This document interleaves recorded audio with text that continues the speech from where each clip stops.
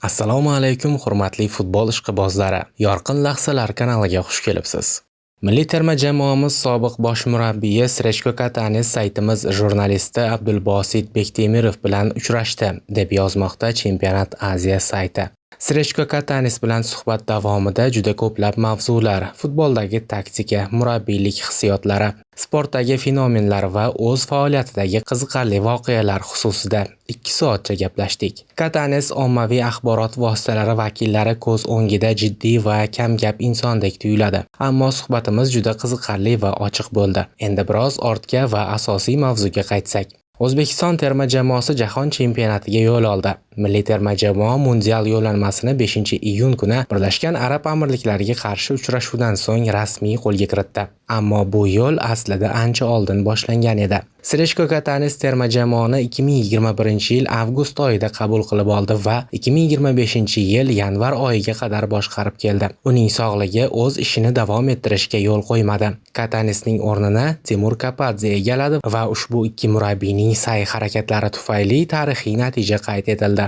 Barchasi qanday boshlangan edi? Abu Dabidagi o'yinga qaytsak, avstraliyalik hakamning final xushdagi yangraganidan so'ng media tribunada haqiqiy bayram boshlanib ketdi. Jurnalistlar xursandchiligi va hattoki quvonch ko'z yoshlari. O'yindan keyingi matbuot anjumanida ham nimalar ro'y berganini bilasiz. Stadionni tark etayotgan chog'imda Katanesni tabriklash va undan bugungi o'yin haqida fikrini so'rashim kerakligi esimga tushib qoldi. Messenger orqali uni tabrikladim va u o'z fikrlari bilan bo'lishdi. Shundan so'ng biz g'alabani nishonlashda davom etdik va Katanesni unutib yubordik. 2 kundan so'ng esa Toshkentga qaytgan va terma jamoaning Jardagi o'tkazilgan mashg'ulotida Ufa Srechko Katanesni Qatarga qarshi o'yin uchun taklif etilganidan xabar topdim. Shundan so'ng uni darhol intervyuga taklif qildim, ammo u javob bermadi.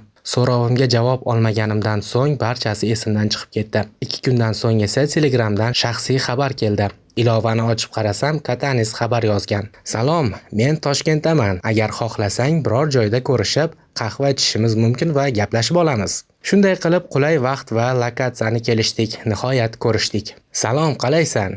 Salom janob Katanes. Sizni yana ko'rib turganimdan juda xursandman. Jahon chempionatiga chiqqanimiz bilan tabriklayman. O'zbekiston endi mundialda ishtirok etadi. Ha, mundialga chiqdik. Endi o'zingni qanday his etyapsan? Shunchaki dahshat. Hali hamon eyforiyadaman. Aslida nimadir sodir bo'lganini hali ham to'liq anglab yeta olmayapman nazarimda. Nega? Kuladi. Biz birinchi marotaba jahon chempionatiga chiqdik. Barcha xursand, hissiyotlar va barchasi ajoyib. Bir necha yillar orzu nihoyat amalga oshdi. Mundial yo'llanmasi qo'lga kiritilgani haqida. Xursandchilik yaxshi, ammo bunga ko'nikish kerak. Biz bu natija sari yaqinlashib kelayotgan edik. Va bu amalga oshdi. Men Sloveniya bilan jahon chempionatiga chiqqanimda ham mamlakatda shunday xursandchilik bo'lgan edi. Hozir faqatgina jarayondan rohatlanish va ushbu onlarni yashab o'tish kerak. Keyin esa Katanes men bugun jurnalist bo'laman, deya kuldi va menga savol bera boshladi. Nima deb o'ylaysan? Saralashning so'nggi bosqichi qanday o'tdi? Raqiblar haqidagi fikring qiziq. Ochig'i guruhimiz ancha yaxshi edi nazarimda. Biz kuchli bo'lgan Yaponiya yoki Koreya bilan o'ynamadik. To'g'ri, Eron ham kuchli, biroq biz ularga qarshi so'nggi vaqtlarda yaxshi natija qayd etyapmiz. Qatar bilan tez-tez o'ynab turibmiz. Raqiblar masalasida omadimiz keldi deb hisoblayman. Ha, fikring to'g'ri. Biz Yaponiya va Avstraliya kabi mamlakatlarga uzoq safar qilmadik. Faqatgina bir marotaba Laosga bordik xolos. Umuman olganda hammasi yaxshi o'tdi. Davomi ertaga soat 12:00 da deb yozmoqda Chempionat Aziya sayti. Intervyu muallifi Chempionat Aziya sayti muxbiri Abdulbosit Bektemirov. Siz nima deb o'ylaysiz, qadrli futbol ishqibozlari? Fikringizni izohlar bo'limiga yozib qoldiring. Intervyuni esa ikkinchi qismi chiqishi bilan darhol sizlarning e'tiboringizga namoyish etaman. Kanalga obuna bo'lishni va like bosishni unutmang.